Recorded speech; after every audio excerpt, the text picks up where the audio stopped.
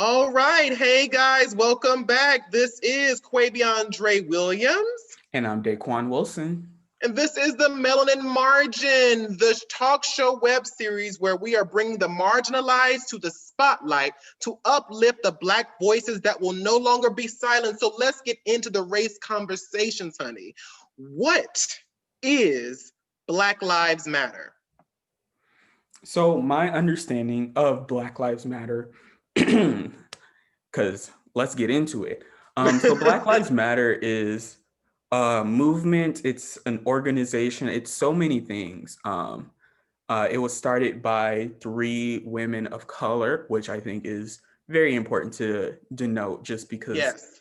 of the amount of work that women of color do for like specifically Black women do for our communities is astronomical. But really starting with especially around like Trayvon Martin and seeing all of these different acts of police brutality or Black killings, and really being able to respond to that, being like, hey, our lives matter, no matter Yes. what like we see in the media, and like no matter how much like we kind of get devalued by society, our lives still matter. And we're going to make that like our battle cry, so that these institutions and all of this systemic oppression that we face knows that like you can't just treat us like our lives don't matter at all. Yeah, for me, the actual definition, what they actually have on their page is their mission statement, is that Black Lives Matter was founded in 2013 in response to the acquittal of Trayvon Martin's murderer. Black Lives Matter Foundation, Inc. is a global organization in the UK, US, and Canada whose mission is to eradicate white supremacy and build local power to intervene in violence inflicted on Black communities by the state and vigilantes. By combating and countering acts of violence, creating a space for Black immigration and innovation, and centering Black joy, we are winning immediate improvements in our lives. Now, to me, that whole statement is a statement. And this is where we have these issues with people, because they always want to say, oh, well, Black lives matter more. Or what are you trying to say? And it's kind of like, stop adding shit onto that.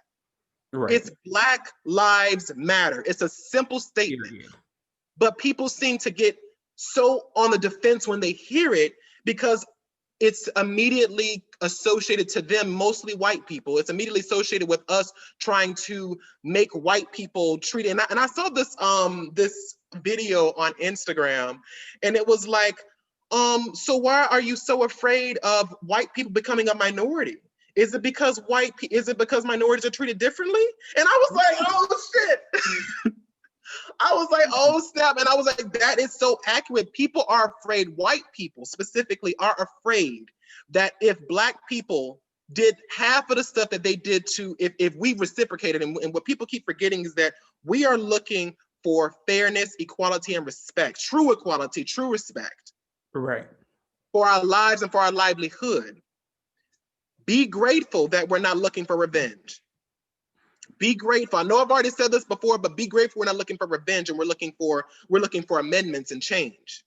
Right. But I don't understand where this fear comes from. I mean, do you know where that? Do you have any idea where that fear comes from, Daquon? I think we might have talked about this in another A episode. little bit, a little A bit. little bit, in terms of like there's this notion that like equality or like social progression is this zero-sum game, in terms of like if Black people get something, then that means white people lose what they have. And it's like Yes. what Black Lives Matter is doing is trying to make sure that like we as Black people have what we need to survive and to thrive. That is not necessarily taking away from white people. But as we see in terms of how minorities are treated in this country, they are afraid, because they are afraid that revenge, that there's going to be some type of change into what they have, and that there is going to be some retaliation. In reality, we're just trying to live our lives. And that is just the basis of this movement. This is why all lives matter and blue lives matter, all that crap pisses me off so much, because it's always used to undercut the Right. movement that is Black Lives Matter. It's always used to undercut Black people. Always. It's always like, have you ever seen those Instagram posts of these white people will sit there and be like, where are you, Black Lives Matter? And they show some random Black person who was killed and somewhere else in the case may be. And it's kind of like, the facts are, baby, we can't get all of them because all of them aren't showing all the time. And I think more beyond that, it's one of those things that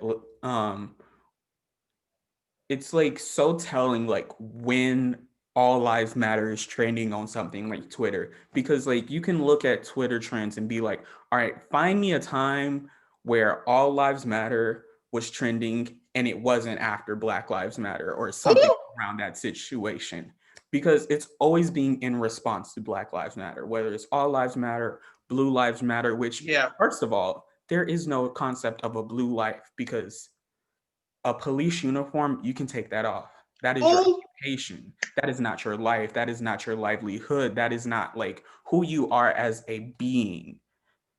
At the end of the day, I am Black. I cannot take off this melanin at all. My whole thing, that's my whole thing that people keep under, that people, when people, I hear the argument about Blue Lives Matter, and it's always like, oh, well, my dad, and it's always some white girl crying, my dad is a police officer, and he goes out and risks his life every day. And I'm like, bitch, he chose to do that. I'm sorry that I don't have any sympathy for you, baby. Mm-hmm. He chose to do that. Am I saying that when police go in, they say people's in forth, if they die, that's not sad? But what I am saying is the facts are, your father or mother or brother or sister or cousin or whoever the fuck went to police academy, became a police officer, knowing the risks that come with being a police officer. Black people cannot do the same. When we go out, our skin tone is risking our lives. Right. That's a completely different topic and completely different conversation. There's not even a comparison there. Not at all. Also, not even there's close. this idea that like, when it comes to like Black people, anytime you see a Black person doing something bad in the media, it's always like, okay, that's a reflection of all Black people. All Black people are thugs and criminals or whatever. But then all that energy is gone for police officers, when in reality, there is this notion of like police officers who see other police officers doing bad things and not speaking up against that. They are equally as silencing to Black communities, because they are kind of establishing that status quo in terms of not checking their fellow police officers. Oh, baby, we got a whole episode coming for that one, though. We got a whole episode coming for that one, baby. You'll have to watch it later. But the facts are, I understand what you mean. It's that reality that people seem to, this comparison that people have, and it's always in response. So like I said before, it's not that we don't care about the people that these all lives matter people are bringing up. It's the fact that we can't get them all. Not every single Black death can be trending, because why? There are too many to keep up with. Exactly. And if that ain't testament enough to why this movement is so powerful and why it's so necessary, it's the fact that y'all are able to find some random Black person that was killed or murdered. And it's always, where are you, Black Lives Matter? Baby, you are right. What you're doing right now is perpetuating the image of why we are doing what we're doing. What you're doing right now is proving why we should be fighting, why we should be protesting. Because the facts are, there are too many to keep up with. And it should never be that way. But it is. That's the reality we're living in. Right. And even beyond that, like, of course, like you can't keep up with every Black death in the media, but you also can't expect us to report on every Black death, because A, there are so many, and B, not that there's like a ranking of importance or anything, but I do think that like as people, we do have a priority on like, we should be talking about the things that kind of affect us the most and affecting who we are. So like, sure, you can talk about Black Lives Matter, where you at. Yeah, but as we saw in like the mission statement, they're a global organization. They're covering so many things. So instead of being like Black Lives Matter, where you at, why not reach out to like some of your local organizations? How about bring light to those voices instead of trying to shut other voices down with them? Exactly. How about use that same energy to say, this is another Black death that no one's talking about. Hashtag Black Lives Matter. Period. And I think that what I find also, I don't know if you feel this too, Daquon, but especially in the height of Black Lives Matter, in this year specifically,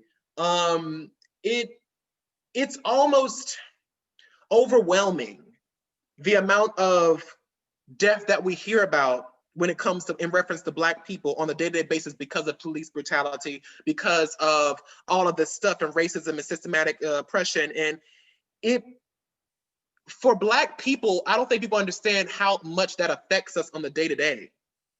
Having to hear about it's so much because it's so overwhelming. It's so many people. There's people that I don't even know about that I'm just finding out about yesterday, last week, this week, today. Like, you know, it's stuff that we don't even know. And it's kind of like if we sit here and we focus only on the death, we will never get anywhere. And right. That's what I think that these all lives matter people are having the issue with. It's like, oh, well, what about? It's kind of like, baby, we know that there's so much death that we can't even quantify it right now. But we're trying to sit here and move forward. We are bringing George Floyd to light, not because he is the only Black person that's ever been killed by the hands of a police officer, but he is right now the face of it for this moment. Right. It's not to say that his life mattered more than another Black person's life. No, it's to say this man, this event right now is the propelling station for us to make sure y'all can see this. And yes, you're bringing up these other deaths, but the facts are these deaths have always been happening. This isn't something new. This didn't start yesterday. It didn't start with George Floyd. And unfortunately, the sad part is it's not going to end with him either. It's not. And I think there also just needs to be a space for people to be able to heal. Like, you can't expect us to like try to deal with all the stresses that come with every single Black death. Because I think back to like Eric Gardner's daughter, who, you know, did so much work in activism, and she died at such a young age from cardiac arrest. And it's because all of the stress that comes with having to deal with these issues, it puts a physical damper on our health, and it causes us so much pain, both mentally, emotionally, physically, all of that. So yeah, sure, like there may be something that somebody's not reporting on, but how do you know that they can't have like that capacity to do it right then, in terms of like making sure that they have a healthy life so that they can continue to be fighting for these changes? And that is what I think is the biggest issue, is like there's this white fragility, this people they keep victimizing themselves. And I just don't understand how, and well, let me rephrase. I don't know what the fuck I just said that, because I do understand why white supremacy, but like, it's just, it boggles my mind to think that there's just always just like, well, I just don't want to hear about that. It's always that I don't want to hear about, that's just too much for me as a little white woman or a little white man. It's too much for me. And it's kind of like, baby, this is people that look like me. Imagine how this makes me feel. Do you think this is what kids in most Daquon, do people think we want to talk about this? That's what I want to understand. Because we have to. Like, we have to. It's not that we want to. This shit is happening. Exactly. And I think back to just like, you know, the conversation that many Black parents have to have with their children in terms of like how to interact with police so that you can come home safely. And it's like, we have to have these conversations, because if not, who knows what's going to happen to us. So you, by saying like, I don't want to hear this anymore, or I just can't deal with this right now. And I'm like, I'm sorry, but like, that's your privilege. That's your privilege showing right there. Check your privilege. Privilege not to be thinking about these things. At the end of the day, I can't go a day without thinking about these things. I can't walk outside of my house thinking about how I am performing my race and how people are perceiving me in that moment. And that's why I say that people, as much as, and I say this oftentimes, as tired as white people are of hearing hashtag Black Lives Matter, we as Black people are immensely tired. We are done with having to keep saying to people, this is important. See this problem. It's like talking to a wall. And they get mad at us because we keep yelling back at this wall that won't talk back. The structural integrity of this racism is so deeply rooted in our society that we have to keep fighting and bulldozing through that wall every chance we get. And it's just like another wall keeps coming up. So yes, we are just as tired. We are exhausted. But you know what we have to do? Pick ourselves up and keep on fucking talking. Exactly. We don't have, like you said, we don't have the luxury of not thinking about Black lives. Exactly. And I think that even like when I hear all of these conversations about like, oh, well, like Black Lives Matter didn't care about this person or this other person, or why are y'all only doing like Black people? Why not all minority groups? We're all oppressed or whatever. And like this question, and I'm curious to hear your thoughts on this, is does Black Lives Matter owe anything to other minority groups or any other groups at all? My stance on that is we don't owe them anything because of the fact that Black Lives Matter is helping other minority groups. If that makes any sense. We don't owe them anything because they are a part of this movement, whether they know it or not. Because when we bring up the idea of systematic oppression, systematic racism, systematic oppression against people of color, we're talking about all people of color. That includes Hispanic people. That includes Native Americans, Indian Americans, and so on. That includes any oppressed group. Black Lives Matter, literally the mission statement says we are fighting against systematic oppression and white supremacy. White supremacy is against all people of color. Last time I checked. Right.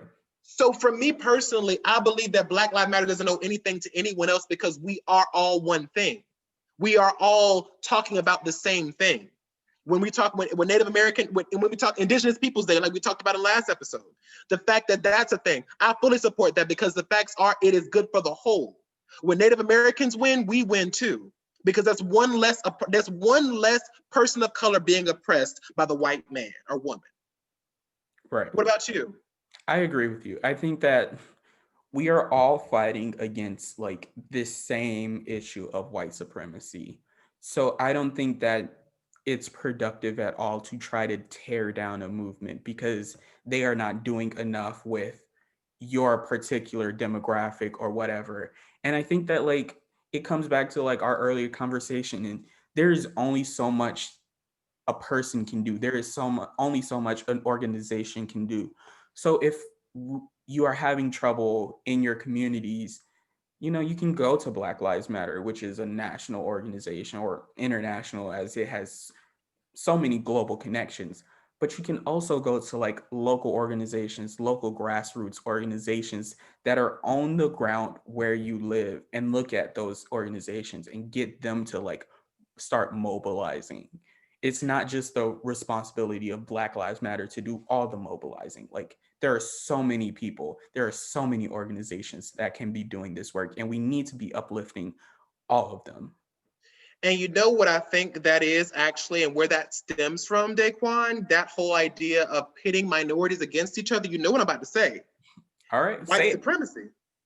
There we go. It's white supremacy because they know that if they, it is so ingrained in our culture that we have almost become complacent with racism. Mhm. That's why there are certain Black people that we'll talk to about Black Lives Matter who don't want to hear about it because they're so complacent in this racism that they've internalized it.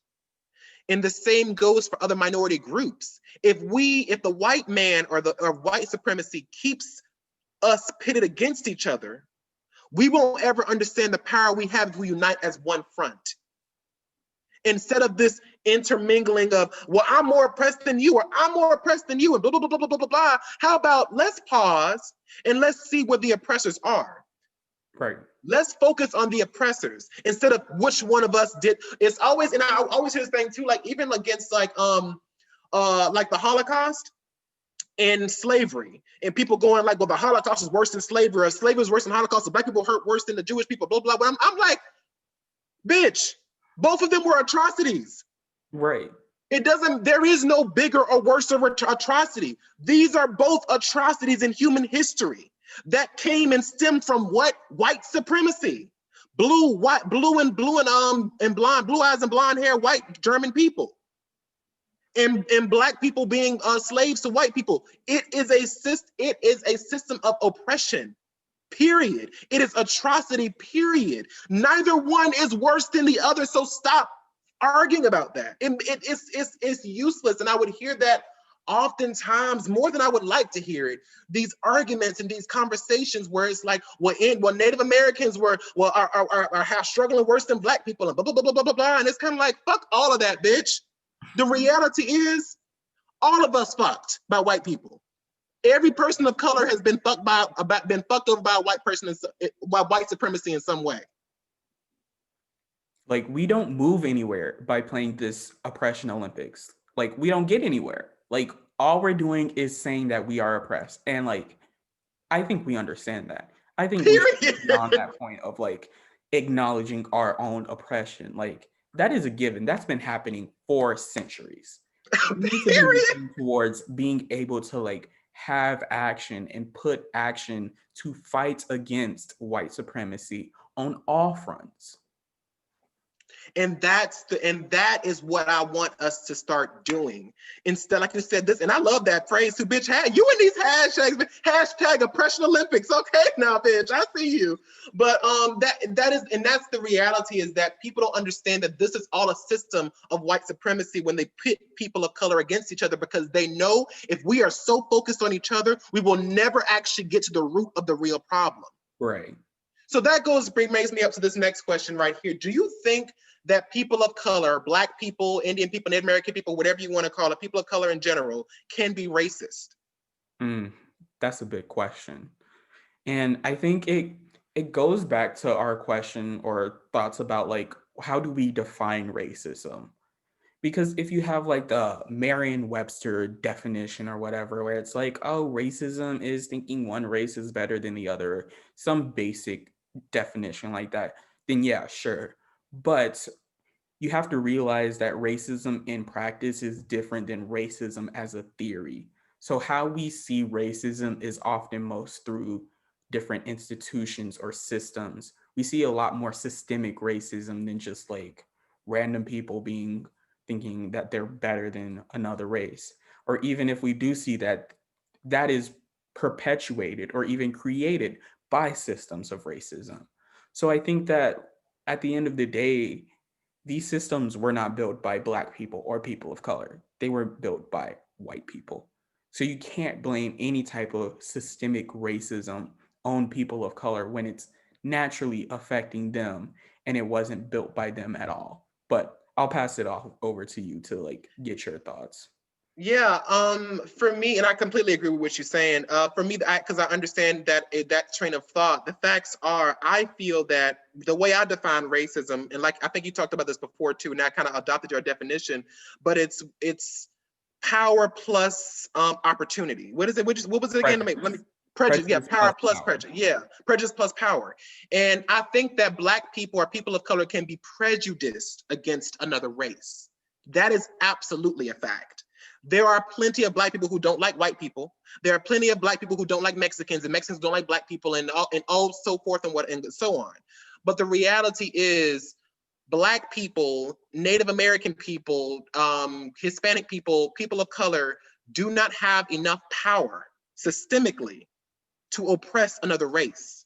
So for me, in that definition, I believe that we don't have the power element to it, because a Black person can oppress one Native American person or a group of Native American people in a certain situation. But white people can oppress Native Americans as a whole. And that's where the difference to me lies, because a lot of people think, oh, and I've had this debate with a lot of other white people when I talked about it, and it's kind of like, no, Black people can't be racist at all. I don't believe that, because but like you said before, racism is power plus prejudice. And if you don't have one or the other, it's not racism, it's prejudice, period. And so without that power element, you don't have, there is no possible way. So I see that oftentimes, and I just wonder, it's always the idea of like reverse racism. I mean, and that I want your opinion on that. I want to know if you think, is that even a thing? So first of all, there is no reverse racism because the reverse of racism is equality. So like, what are we saying here? But also, I think that it's important to think about where some of these prejudices or whatever it is Yeah, put it's up. a hard word. It's one of those tongue twister words. It is a hard word, but I think wherever this prejudice comes from in Black people, you have to think about like the source of that in terms of like if Black people are prejudiced against white people. All right, what is sparking that? Well, we have centuries of oppression that can go on. We can see all of these things in the media of like how Black people are oppressed by white people and all of these white systems that we have in our society. So in some case that there is like this prejudice is more of a defense mechanism in terms of like it's trying to protect you because it's like if I am prejudiced against you, then I'm going to avoid you with all costs. And like at the end of the day, Black people do try to have to avoid these systems of white oppression and white supremacy. So reverse racism, not a thing. I'm sorry, And, but like you and the can't. way I see it, when I hear the term reverse racism, or I've had a Black person who was racist against me, all I see that as is a thinly veiled attempt to victimize themselves. I've said this once already in this, but that's what it is to me. It's when you say, oh, this Black person, they're racist against me, they're racist against me. It's you trying to qualify a Black person disliking you to the centuries of oppression that you have had on Black people. If someone is hurting you consistently, hurting your family, hurting your kids, hurting your kids, hurting your this consistently, you're gonna have a preconceived notion about how that particular person affects your family. Now, Right. you can have one person in your life who makes you upset or hurts you, in the case of people, but you can avoid those people. And that's the difference, in my opinion, because it's white supremacy is that one white person or that system of white people that have consistently killed and hurt and raped and maimed all of your family over the course of years, centuries. Whereas this one white person in your, this one Black person in your life makes you feel bad. Oh, I'm sorry, but yeah, poor baby. Oh, are he you was. hurt? Your feelings Oh, hurt? the way I see it, I see it from RuPaul's Drag Race when Tatiana said, don't play the victim. It doesn't suit you. You don't do it well because you're not a victim. And that's what and that's what really like frustrates me the most is when I hear that victimization in their voice trying to qualify it. And it's just kind of like, it's not the case. Let it go. Let it go. And they do this, especially, which brings me to my next point of this violence that we're seeing in response to Black Lives Matter. What is your response to it? My response is I think that like you have to just realize that Black people have literally done everything. Y'all called kneeling for the national anthem too much. Y'all killed Martin Luther King Jr. and he was all about nonviolence. So like there has been all of these paths to trying to solve this issue of white supremacy. And all of them are too revolutionary or too much of a change for people. So I think that like when people are faced with violence, violence is almost inevitable. Like I'm not saying that I'm going to go out and cause violence because at the end of the day, I realize that like if I do something violent, it's going to end up worse for me than, you know, a white person or whatever. So I think that like we've tried everything.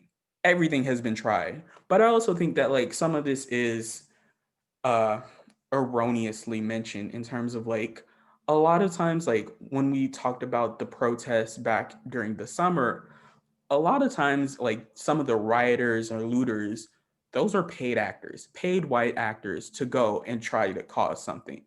So I don't think you can like sum up an entire movement, an entire protest with just, oh, it's all violent. You have to be able to like really be able to do your research and understand where the violence is stemming from. I have gone through a lot of emotions when it comes to the violence in response to Black Lives Matter. And I actually had to correct myself and check myself Because like I said before, I'm not perfect. And just because I'm on the show doesn't mean that I don't still do problematic things as well. But the facts is, I originally had this belief that violence was not the answer. And I had to really kind of look back on what I had said and really kind of research a little bit more, especially on the events that happened in response to Black success in I think it's Tulsa, Oklahoma. Black Wall Street. And Black Wall Street. And when I heard that, it touched my spirit because for so long I had been sheltered from the pain that my grandmother, great-great-grandmothers and grandfathers have gone through to make my life better than that. I have never had to look at a sign that says white only or Black only. I've never had to feel someone spit on me just because I was a different color than them. I've never had to be sprayed down with hoses just for saying, I want to live, I want to be treated equally. I had never had the experience of being whipped, of being raped, of being taken advantage of seeing my mother and my father taken away from me, because, or my kids taken away. I had not gone through that experience that my ancestors have, my predecessors have. And when I had educated myself and checked my privilege, because there is a certain level of privilege we have, being born in this generation. And I had to say, hold up, bitch, to myself. I said, hold up, bitch, who the fuck are you to tell these people they should not be rioting? Who the fuck are you to tell someone they shouldn't be doing these things? Because the reality is, we have not been heard for centuries. Black people are still being killed for being Black, for simply existing in their skin. What Martin Luther King said in response to when someone said, what is a riot? He said, riots are the language of the unheard. Tell them again. Riots are the language of the unheard. And when I heard him say that, when I educated myself, when I checked my privilege, I realized, bitch, we gotta fuck shit up, even if I'm not the one fucking shit up. But I fully support my Black brothers and sisters who do decide, you know what, I'm tired of this shit. Because it's not okay. It's not okay anymore. When you meet us with violence, we protested peacefully, shot with rubber bullets. And this is in 2020. Right. We're beat with baton in 2020, Daquon. In 2020. So when people flip over cars, fuck up Targets and fuck up these places, yes, bitch, fuck that shit up. And I stand by you because you are completely valid in your reaction to see people like you being killed. And have you ever had a moment like that, Daquon, where you had to check your privilege? Yeah, I feel like I've had a similar experience in terms of just like my own personal politics of just like, because growing up, you're always taught like, oh, like nonviolence is the way to go. And like, we don't need to be like making people uncomfortable or like, you know, being that respectable Black. You know, that's what you're taught. And then not gonna lie, I came to Emory, started taking African American studies classes, learned about my history, and like at the end of the day, like there is so much happening to Black people that there's bound to be some type of response. And if that response is violence, like whatever, like a car does not equal a life. Ooh! A Target does not equal a life. Oh! Your little whatever store, like it's material objects are not as valued as my life. Like it should never be. And by people always putting down these protests, these riots as being like, y'all are causing too much damage. Well, let's talk about all the damage that these systems has done on Black people. Because if we want to, those checks do not add up. These lives are worth a whole lot more than a Target. And bringing it back to that Black Wall Street story that I brought up, it's mighty funny how when you research Black Wall Street, it said there was an uproarious amount of racial tension and whatever the case may be. And baby, that's not what happened.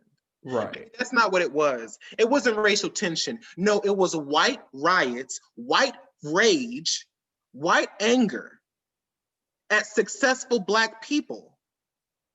That's what it was. But it's not called that in the textbook. It's not called that when you research it. Right. It's racial tension. It's bad on both sides. No, ma'am. No, ma'am. No, ma'am. It's not at all. Not even close.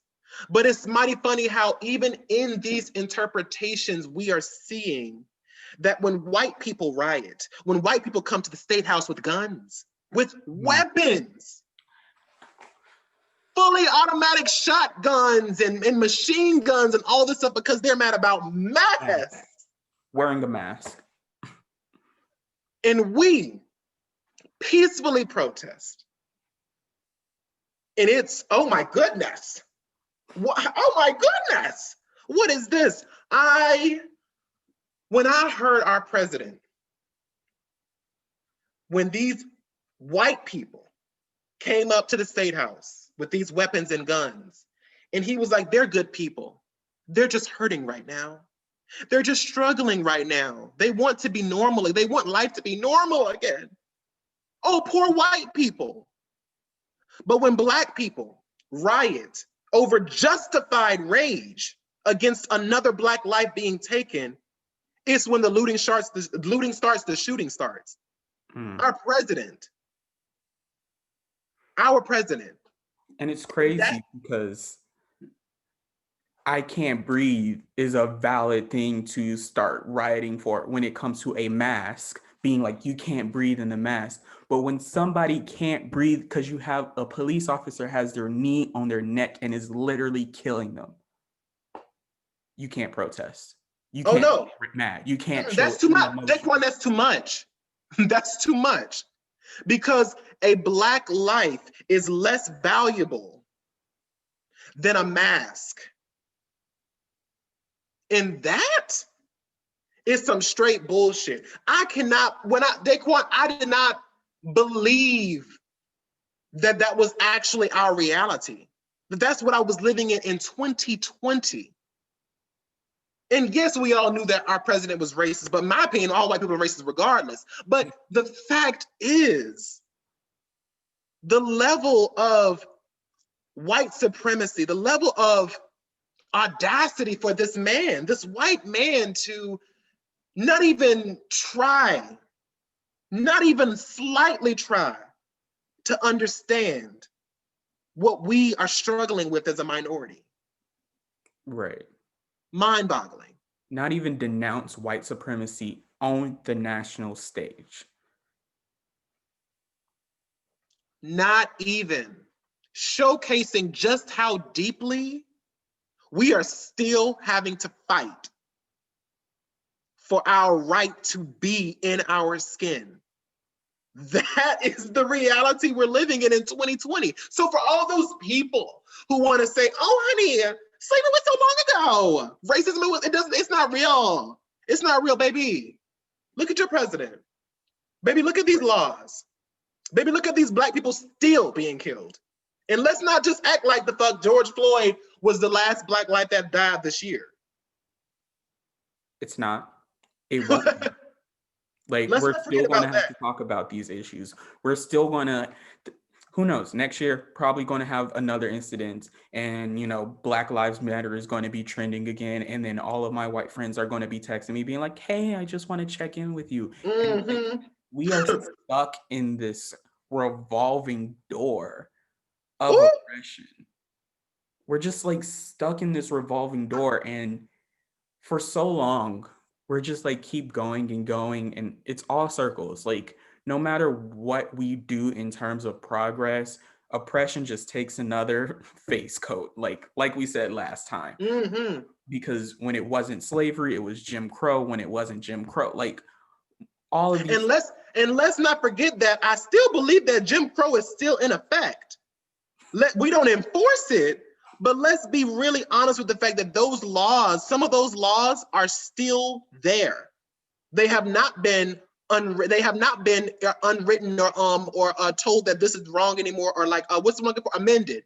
They have not been amended. Because there are so many laws that are trying to prevent Black people from voting to this day. And yes, there are certain laws. Yes, these laws may not be enforced as much, but are not enforced or whatever. But the facts are the fact that they still exist. The fact that no one's been like, hey, wait a minute. I know we've been doing all this shit. Maybe we might need to take that one out. Just maybe. Right. And I think it's so important to think about like what is on the books and what is not, because if I recall correctly, like it was like Mississippi or Alabama or whatever that didn't ratify the 13th Amendment until like 2000 something. And that's what we're looking for, ratify. Yeah, that was what we're looking for. Yeah. No, not at all. And that to me is so crazy, because the facts are there is so much negative reaction that we get when we talk about these conversations for this show. There is so many people who keep telling us, and I think it's most, I read this article recently that spoke about when as she said that she was talking about Black lives and writing about her experience with racism and stuff like that. And she said that she was on the phone and this guy was like, what are you doing? Why are you talking about this? You shouldn't be talking about this. It shouldn't be a thing. And what baffled me the most was the fact that the call was coming from another Black person. The call was coming from inside the house, Daquon. All your skin folk ain't your kinfolk. And that is the most terrifying part about white supremacy, is the fact that it's so deeply ingrained in us that it makes us believe that white supremacy is okay. That it's not worth the fight, Daquon. It's not worth the conversation. Just let it happen. Let the oppression continue. That's the lesson that we see from a lot of these people who consistently want to ignore the problem. Right. Because ignoring something doesn't make it go away, last time I checked. We don't get anywhere with complacency. Not anywhere. And that to me, that to me is just, it's so crazy to think that, where do you think that comes from too, where, because you'll oftentimes see it's not just Black people, but Hispanic people, Asian people, other people talking about, oh, that Black Lives Matter stuff. Not for me. How do you feel about that? How does that make you feel? I think part of it is a whole respectability politics. They don't want to be lumped in with Black Lives Matter because of how white media sees it as being violent or just like this bad organization. And people want to be seen as like the upstanding citizen, be one of the exceptions to the rule of race or whatever. But at the end of the day, like I said, complacency is not going to get us anywhere. It's why we're still here, because so many people are complacent with the systems that are in place and we're not doing anything to change them. Or even if we do, it's so slow, incredibly slow. Like you're telling me it took us until how long to get one Black president? How long between Black people were allowed to be citizens of this United States to when Obama was elected? Such a long time.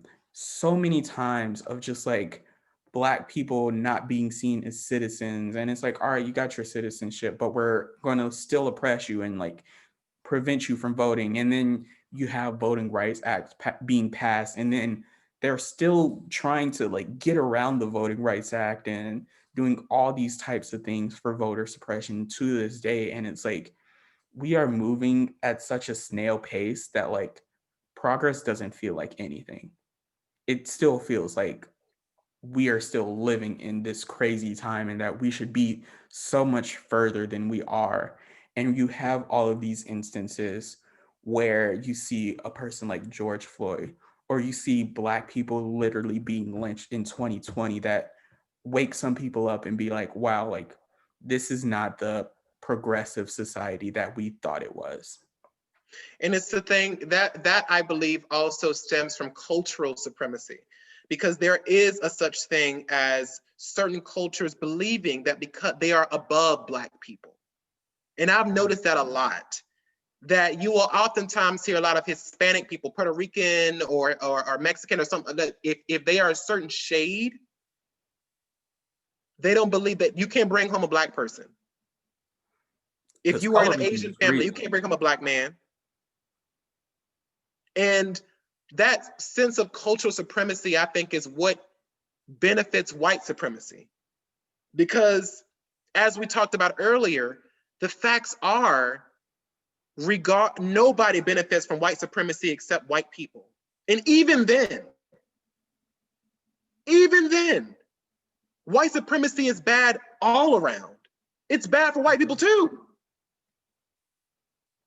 And let's be real, like these acts of white supremacy are also very much tied into other forms of oppression, whether it be socioeconomic status or whatever. So like it might not hit like the top of top white people, but it's still going to hit those working class folks in some regard.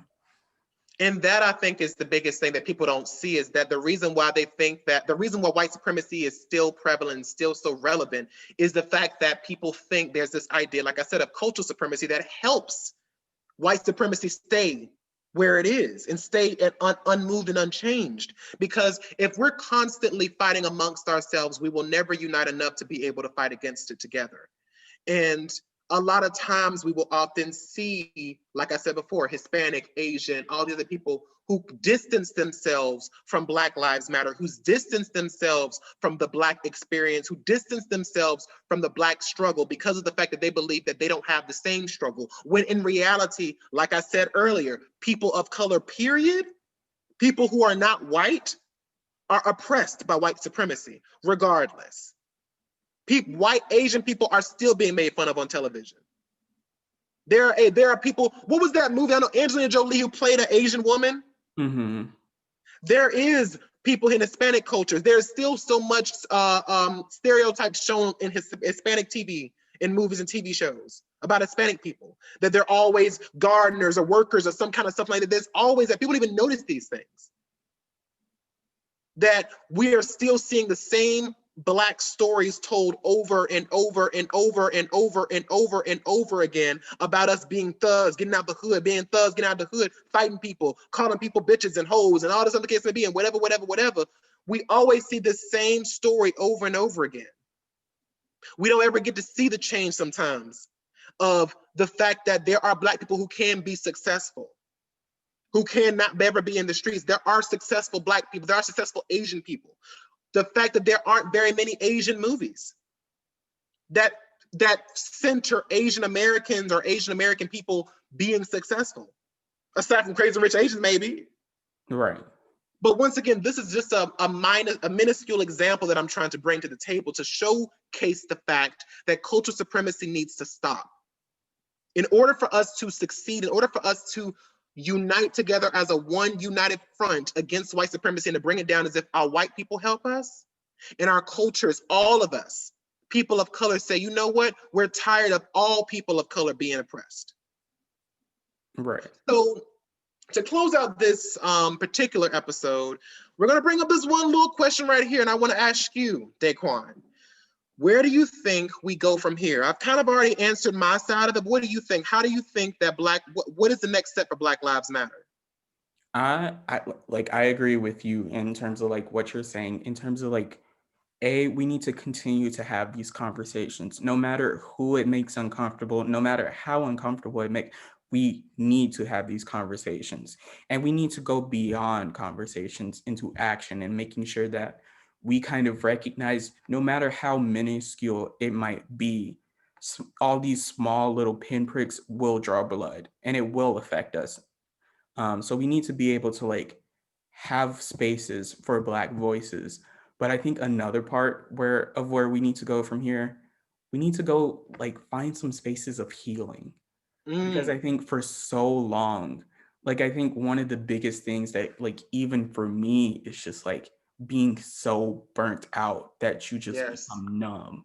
Like even this summer, like I found myself where I was just like, so much is going on and like I just don't feel like responding at all. You Like, I feel don't powerless. like feeling anything at all. Like, I would rather feel nothing than feel the hurt and the anger to like truly get through that. And I think now with everything that's going on, whether it be the George Floyd incidents and all of that stuff, Breonna Taylor from earlier in the summer, whether it be coronavirus, whether it be this upcoming election, I think a lot of us need to focus on some healing and making sure that we have that energy to continue the fight, that it doesn't lose steam, that it doesn't have ebbs and flows where it's like, all right, Black Lives Matter is trending. All right, we're all tired. We can't do anything. Mhm. Trending again. Like, we need to be able to like conserve our energy and find spaces of healing for ourselves to make sure that like this is not something that just dies out. Like,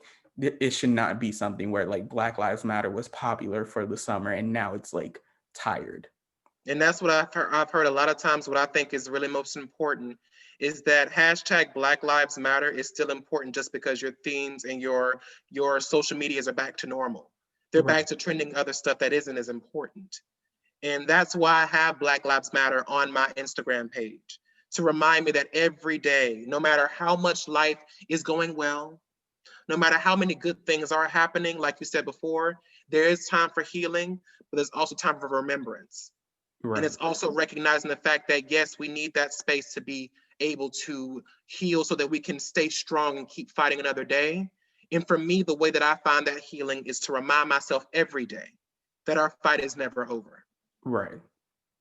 And I believe that's the end of the episode because I feel like I'm getting emotional, bitch. And I ain't trying to Right. do it. I ain't trying to do it. So thank you guys so much for watching. Please like, comment, and subscribe. Please comment down below. We do respond to these comments. We do want to hear what you guys have to say. Please keep this conversation going, just like Daquon said. Even if it's not here, also keep it on your pages, on your Twitter, on your Instagram. Right. Keep this conversation going because it's never going to stop. We're never going to stop. So thank you guys so much for watching, and we will see you next week, honey. This was the Melanin Margin, bitch. I'm Daquon. I'm Quaviondre Williams. And I'm Daquon. And we're signing off from this episode. Bye, guys.